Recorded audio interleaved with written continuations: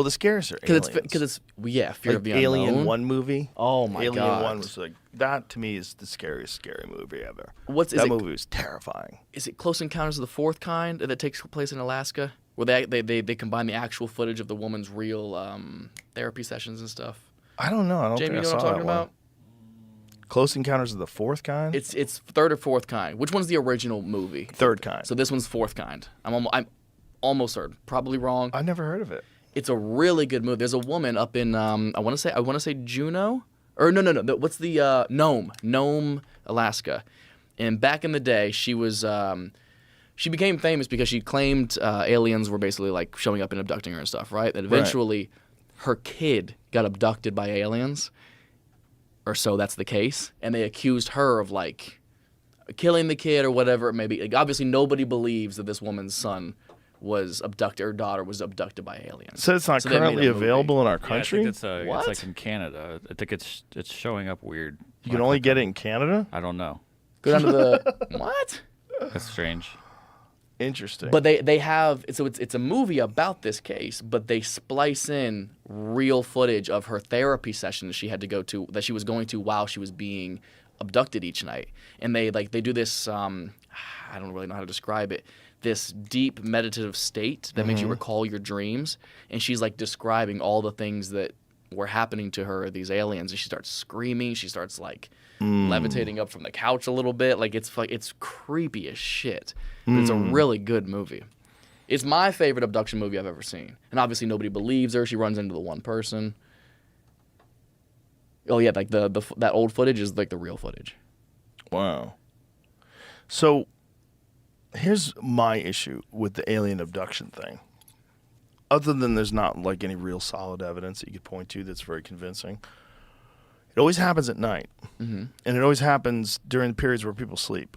And when you're sleeping, I'm not saying always, okay, I'm sure there's some stories out there, I'm sorry.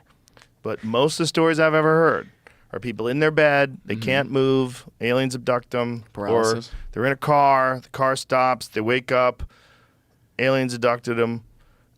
When you go to sleep and you dream, there are psychedelic chemicals that your brain makes, and we don't know how much they're making. We don't know what effect that's having on your dreams.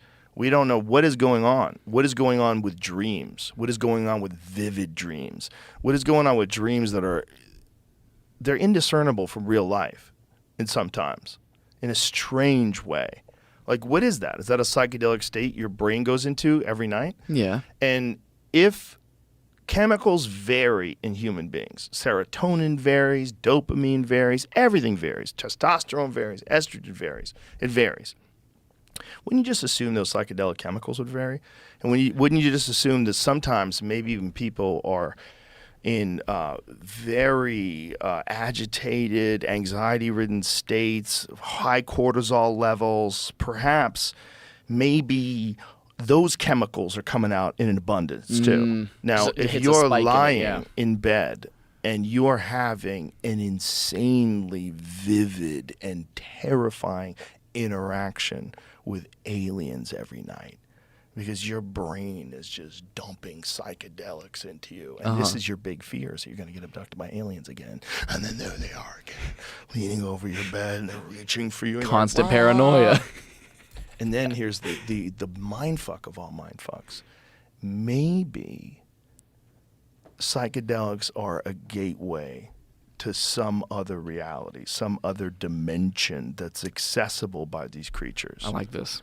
And that when you are getting abducted, you really are getting abducted. Like whatever your being is, or your spirit, or whatever is you, is getting, you're interacting with these things. And it feels real because it is real. And because we're thinking about the ability to come in contact with other life forms as being a physical thing. It might be that there's a chemical gateway in your mind that when breached, you enter into a dimension where physical bodies don't exist anymore and everything moves in this constant soup of geometric patterns. And that whatever your consciousness is, whatever your soul is decoupled from the body and thrown into this realm. I imagine that's probably what happens at death. It probably is what happens with death. It's probably what it's all. I mean, that's probably why people think about it that way. That you're going to transcend into heaven. You're going to go into this new place. It might be true. It might be like a lot of the old depictions of like what happens when you enter into a psychedelic state. I've heard this multiple times that it's like a well of souls. That you're interacting with souls that are like completely unattached to a physical presence. Yeah. And maybe you're getting layers and layers of that depending upon how fucked up you are while you're sleeping. And maybe some of those layers are, boom, aliens are in the room with you. Peeled back. Just aliens in the room with you. And maybe they can do that. Maybe they can visit you while you're in those states. Maybe that's what's happening too.